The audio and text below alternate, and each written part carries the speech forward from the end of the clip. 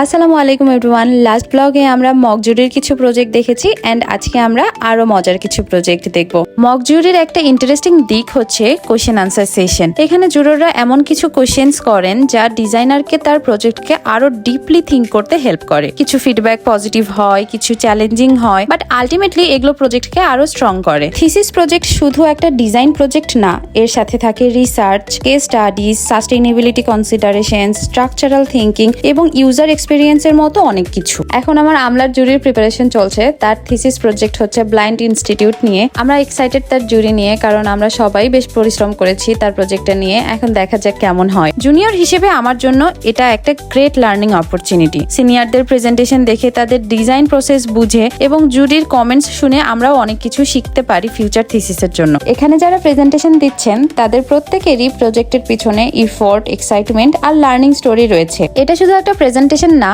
বরং তাদের কয়েক মাসের জার্নির আউটকাম হচ্ছে এই মক জুরি। আর এই মক জুরির রিভিশনের উপরেই বেস করে আমাদের থিসিস জুরির প্রিপারেশন নেওয়া হবে। সবগুলো প্রজেক্ট এত মজার, আপনারা কেউ এবছরের থিসিস জুরি মিস করবেন না আমাদের ডিপার্টমেন্টের। সবাইকে অগ্রিম আমন্ত্রণ রইল আমাদের থিসিস জুরি দেখার। আজকে এই পর্যন্তই, দেখা হবে নেক্সট ব্লগে। আল্লাহ হাফেজ।